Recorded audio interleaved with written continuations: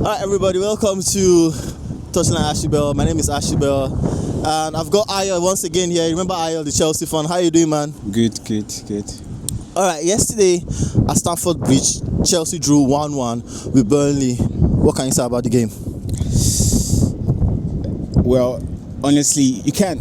I think it happens in football, like, because you win some, you lose some, you draw some. I think they were just unfortunate because, of course, I can't say. I know a lot of people will talk about the substitute didn't make a lot of sense, but I feel like it did what was best for the team at the time because we're winning 1-0 and, definitely those guys were actually pressing us and the feet were tired, so he needed to bring in fresh legs.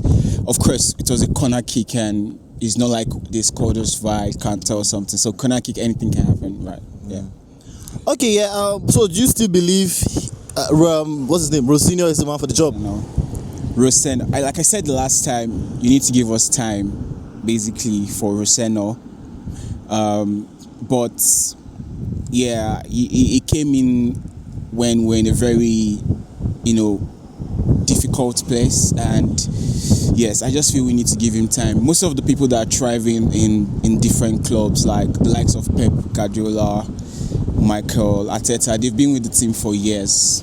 He's just here for probably 2 months or 1.5 months, and I think he still needs time to get the confidence that he needs to do his job. Okay, so you're saying we should still leave Rosinho in charge. Is that what you're saying now? Definitely, we can't afford to get a new coach at this time. Basically, yes. Okay, now, so but do you think any of the players were to blame yesterday, or you want to blame the whole team? I can't. Oh, the old team. No, I just feel like there's something we're lacking, and I think it's the fit Cole Palmer. I think we are missing we miss that. There's that Cole, because for so long we've built the team around Cole Palmer, and we've not really found our rhythm without Cole Palmer. So because it's not at his best right now, it's very difficult. So we need to create a Chelsea without Cole Palmer. That's what it is. So I think that's where the beat is right now. That's the gap right now that we're having, because we've built ourselves around Cole Palmer and he was not around for a season. He has had his ups and downs in this season, so we are struggling. So sometimes we are good, but sometimes we need to have a team that can actually function. So without Cole Palmer, when I say without Cole Palmer, I'm not necessarily saying that he's not an important player in our team. I'm saying that we need to get to a point that, yes, Chelsea can win a game comfortably, without Cole Palmer. We need to get to that point. Yeah, I agree with you, because I remember that season where he was banging in the goals and assists left, right and centre, but he's looked a shadow of himself this season. And obviously I saw some Chelsea fans slating him yesterday that he didn't play very well. So, but once again, Garnacho was an unused substitute yesterday. Do you think, or do you like the way Rosinho is treating Garnacho, or you feel he's doing the right thing?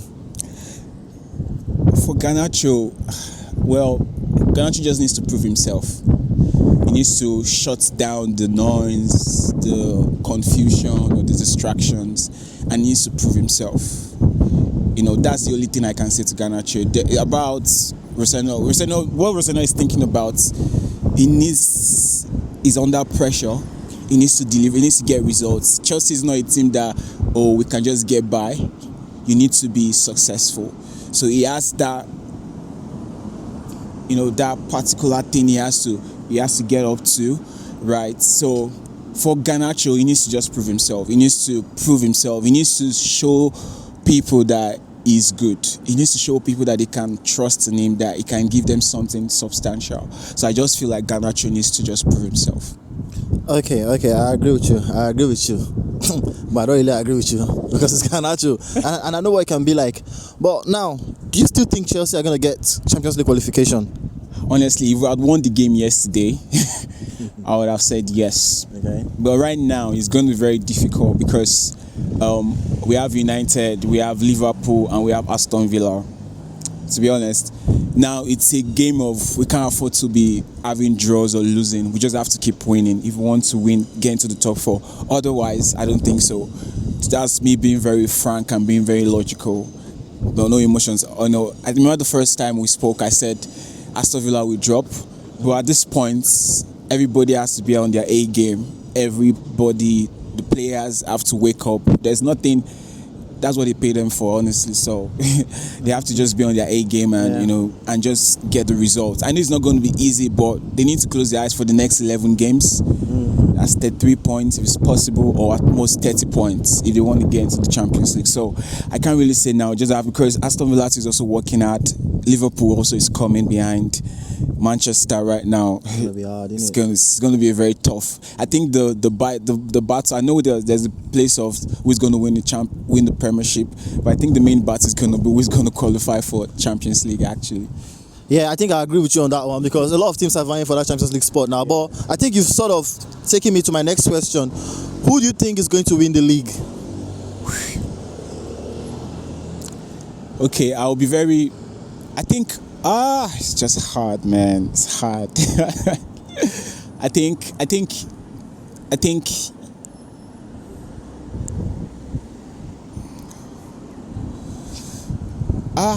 to be honest, it's between Man City and Arsenal. But I think Arsenal should win the Premiership.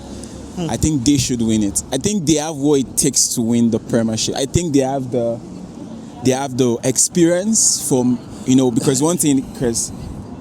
From, let's say, assuming in a project, is what we call lessons.